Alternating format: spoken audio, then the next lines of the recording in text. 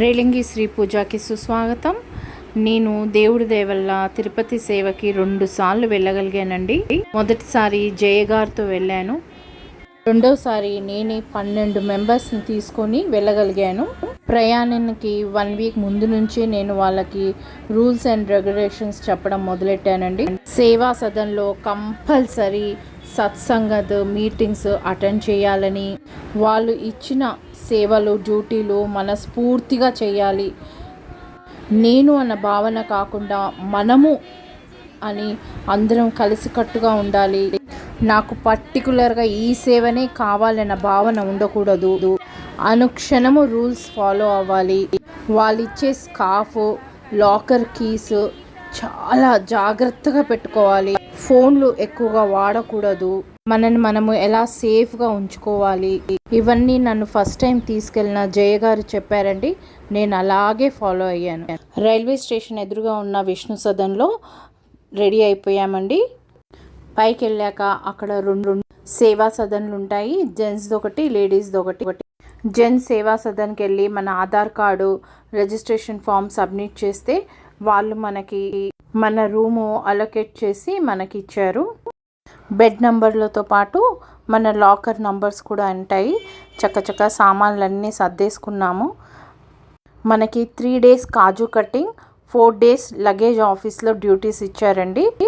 అదే కాకుండా మనం ఎక్స్ట్రా డ్యూటీస్ కూడా వేయించుకున్నాము. లక్కీ డిప్ ద్వారా టెంపుల్ డ్యూటీ వస్తుందని చెప్పారు. మేము రిక్వెస్ట్ చేయంగా వారాహి స్వామి దగ్గర కూడా మాకు డ్యూటీ వేశారండి.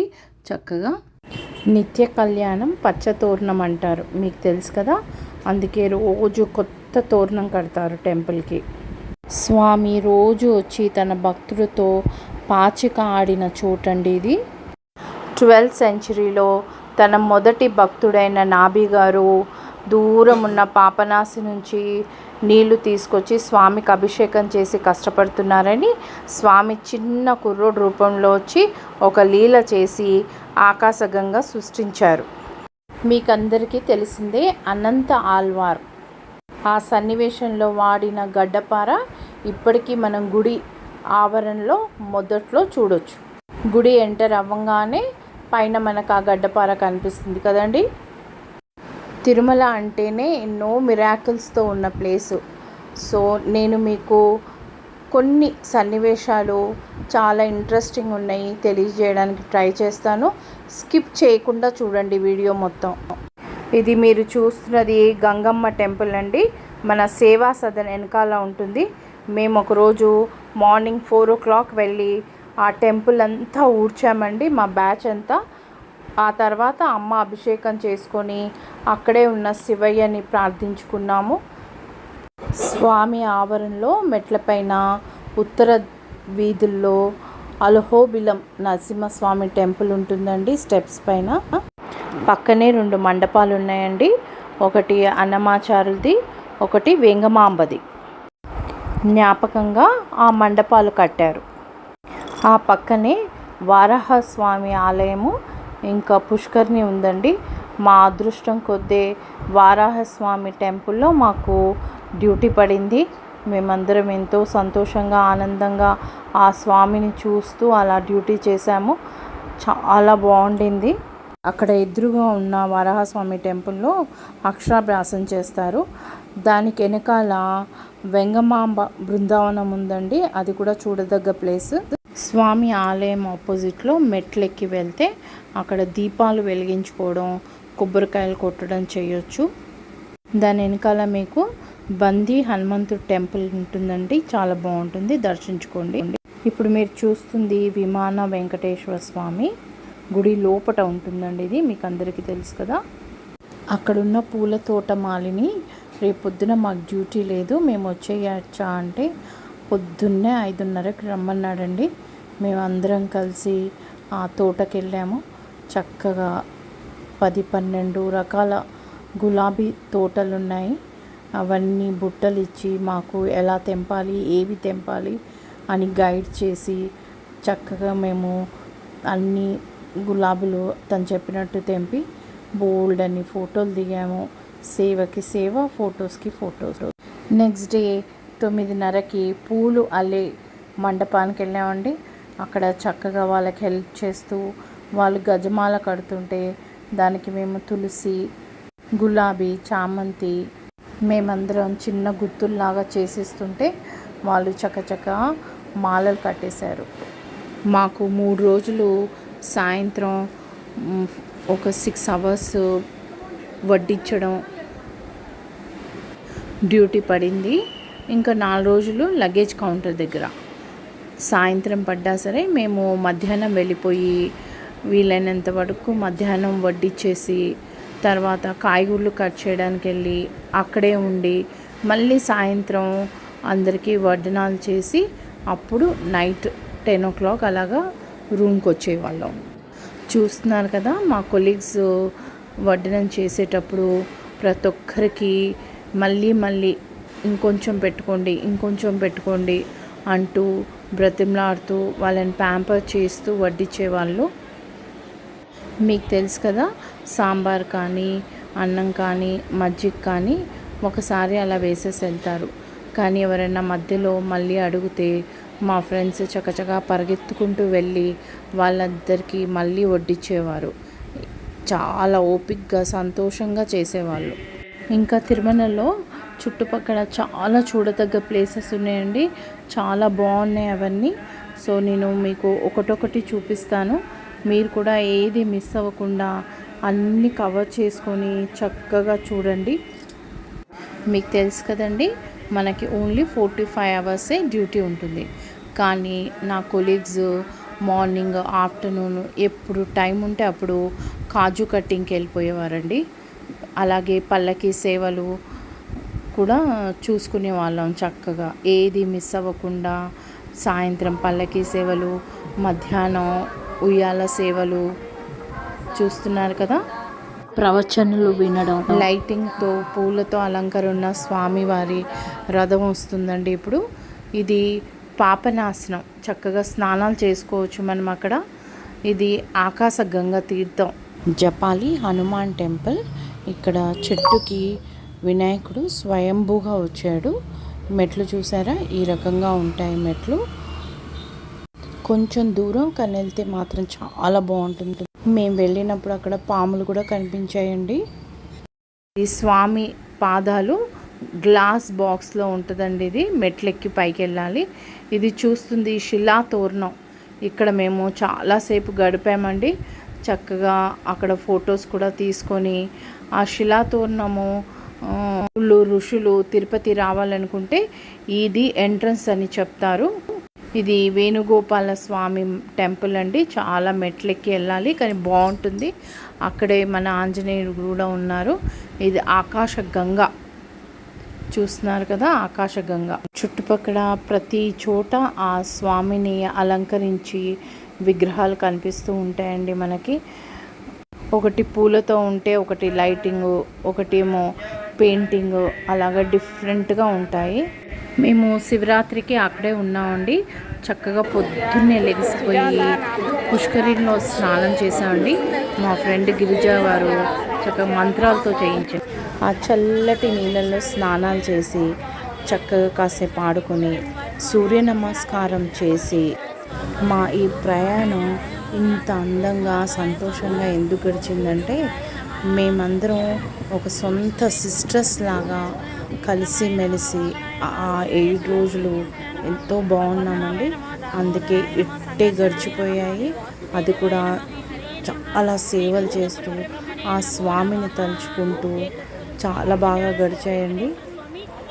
మెయిన్ మా గ్రూప్లో ఒకరికొకరికి కోఆపరేషన్ చాలా ఎక్కువగా ఉండింది. కంపేర్ చేశాను కదా అక్కడ వచ్చిన వాళ్ళకి. ఆ మౌంటైన్స్ చుట్టూరా మంచు అండి, ఆ ఫ్రెష్ హెయిరు, ఆ కొండల్ని తాకుతున్న ఆకాశం చాలా చాలా బాగుంటుంది. ఇప్పుడు మీరు చూస్తున్నది శివుడు, ఆ క్షేత్రపాలకుడు. అక్కడ శివుడు టెంపుల్. అది ఒక మౌంటైన్ పైననే స్వయంభూగా వెలిశారు. మేము లక్కీగా శివరాత్రి రోజు తిరుపతిలో ఉన్నాము. అప్పుడు అక్కడ విజిట్ చేశామండి. చక్కగా వాళ్ళు అభిషేకాలు చేశారు. ఆ తర్వాత అన్నప్రసాదం ఉండింది. అభిషేకం చూస్తూ ఉండిపోయాం మేము అక్కడ. చాలా బాగుండింది. మన ఈ తిరుమలని కాపాడుతున్నది ఈ శివుడిని ఇక్కడ రుద్రుడు క్షేత్రపాలకులని పిలుస్తారు. స్వయంభూ టెంపుల్ మన తిరుమలని అంతా కాపాడుతున్న స్వామి అన్నమాట. ఓన్లీ శివరాత్రి రోజే ఇక్కడ అభిషేకాలు జరుగుతాయి. మా అదృష్టం కొద్దీ మేము అక్కడ దర్శించడం, స్వామి అభిషేకాలు చూడడం మా ఎన్నో జన్మల పుణ్యం ఉంటే కానీ ఇలాంటి సందర్భం రాదండి. ఇది స్వయంభూ శివుడు, తిరుమల క్షేత్రపాలకుడు, రుద్రుడు అని పిలువబడతాడు. అక్కడ గౌరీమాత టెంపుల్ కూడా ఉందండి. ఇంకా పంచపాండవులు కూడా అక్కడ విజిట్ చేసినట్టు, పూజ చేసినట్టు ఒక చిన్న టెంపుల్ కూడా ఉంది అక్కడే. మీకు కుదిరితే తప్పకుండా క్షేత్రపాలకుడు శివుడు టెంపుల్ అని అడిగితే చెప్తారు వివరాలు. తప్పకుండా విజిట్ చేయండి. సాయంత్రం స్వామి ఊరేగింపు, ఇంకా నేను అదైతే మాటల్లో చెప్పలేనండి. ఆ ఊరేగింపు అలా వస్తూ ఉంటే కళ్ళప్పగించేసి అలా చూస్తూ ఉండిపోయాము. ఆ లైటింగ్, ఆ ఫ్లవర్స్. సాయంత్రం 4 రోజులు మాకు లగేజ్ కౌంటర్ దగ్గర పడిందండి. అక్కడ భక్తులు అలసిపోయి స్వామి దర్శనం అయ్యాక వాళ్ళ లగేజ్ కలెక్ట్ చేసుకోవడానికి వస్తారు. వాళ్ళని ఓపిక్గా ఆ టోకన్ చూసి ఏ కౌంటర్ దగ్గరికి వెళ్తే వాళ్ళ లగేజ్ దొరుకుతుందో అవన్నీ మా కొలీగ్స్ గైడ్ చేసి వాళ్ళకి సులువు మార్గం ఏది అన్నది చూసేవాళ్ళు. 9 గంటలకి అక్కడ స్టాఫ్ వెళ్ళి భోజనం చేయండమ్మా అని పంపించేసేవాళ్ళు. ఒక్కసారి డ్యూటీకి వెళ్తే అసలు భోజనం విషయమే మర్చిపోయేవాళ్ళం. ఎంజాయ్ చేస్తూ ఫుల్గా ఇన్వాల్వ్ అయిపోయి మరీ పనిచేసేవారండి కొలీగ్స్. వెంగమాంబలో నిత్య భోజనం, పొద్దున అల్పాహారం, మధ్యాహ్నం అన్నప్రసాదం, సాయంత్రం మళ్ళీ అన్నప్రసాదం. సో దాని తగ్గట్టే కాయగూరలు కట్టింగ్ కూడా ఉండేవండి. అక్కడ పెద్ద పెద్ద మిషన్స్ ఉండేవి. టమాటా కడగడానికి, ఆనియన్స్ కట్ చేయడానికి రకరకాల మిషన్స్ అండి. అంత పెద్ద మిషన్స్ నేను ఎక్కడా చూడలేదు. వాళ్ళు బాగా ఎక్స్ప్లెయిన్ చేసేవారు. మేము వెళ్ళి అడిగితే ఏ మిషన్ దేనికి పనికొస్తుంది అని ఆ రకరకాల మిషన్స్ గురించి ఎక్స్ప్లెయిన్ చేసేవాళ్ళు, చెప్పేవాళ్ళు. సమయానికి మేము కట్ చేస్తుంటే అమ్మ లెగండి అని చెప్పేసి చాయ్ తెచ్చిచ్చేవాళ్ళు. తాగేవాళ్ళు అంటే అక్కడ కూర్చొని కాదండి, దానికంటూ ఒక బయట ప్లేస్ ఉంటుంది, అక్కడ వెళ్ళి తాగేవాళ్ళం. మా కొలీగ్స్ కూడా ఆ పని ఈ పని అనకుండా వాళ్ళు ఏ పని చెప్తే ఆ పని ఓపిక్గా చేసేవాళ్ళు. డ్యూటీ ఉన్నా లేకపోయినా, భోజనానికి వెళ్ళినా, అల్పాహారానికి వెళ్ళినా ఒక 2-3 అవర్స్ టైం చూసుకొని తప్పకుండా వడ్డించేవాళ్ళండి మా కొలీగ్స్. ఇప్పుడు వాళ్ళు పొంగల్ అల్పాహారం వడ్డిస్తున్నారు. పొద్దున టిఫిన్లు చూస్తున్నారు కదా, అడిగి మరీ వడ్డిస్తున్నారు. కొంచెం తినండి, కొంచెం వేసుకోండి అంటూ వాళ్ళని రిక్వెస్ట్ చేస్తూ, ప్యాంపర్ చేస్తూ చక్కగా టిఫిన్లు పెట్టేవాళ్ళు. ఆ తర్వాత కూడా టైం ఉందనుకోండి, మేడం నేను వెళ్ళి ఒక గంట మళ్ళీ వడ్డిస్తాను అని రిక్వెస్ట్ చేస్తూ, అది మేము ఇక్కడ ఉన్నామని తెలిసిపోతుంది అంతమందిలో. తెలుసు కదండి, తిరుపతిలో ఇసుక వేస్తే రాలనంత జనాలు ఉంటారు ఎప్పుడు. నిత్య పండుగ అక్కడ. సో అక్కడ మాకు ఆ విషయం చాలా యూజ్ అయిందండి. నేను ప్రతిదీ మా ఫస్ట్ తీసుకెళ్ళిన లీడర్ జయ గారు ఎలా చెప్పారో ఆ సూచనలన్నీ పాటిస్తూ మేము రూల్స్ రెగ్యులేషన్స్ అన్నీ మనసులో పెట్టుకొని దాని ప్రకారంగా చేసేవాళ్ళం. మీరు కూడా ఇలా సేవలు వెళ్ళినప్పుడు ఇలాంటి పద్ధతి పాటిస్తే మీకు యూజ్ అవుతుందని నేను ప్రతి ఒక్కటి మీకు చెప్పడం జరుగుతుంది.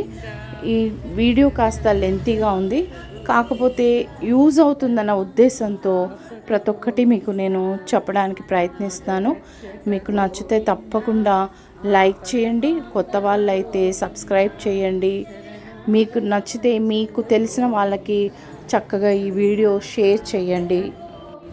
మీరు తిరుపతి సేవకి వెళ్తే ఫ్రీ టైంలో అక్కడ భోజనశాల ఎదురుగా ఒక ఇనుప మెట్లు ఉంటాయండి, అది ఎక్కి మేము కాయగూరలు కోస్తాము. మాది బ్యాచ్ అని ఎప్పుడు మీ దగ్గర మన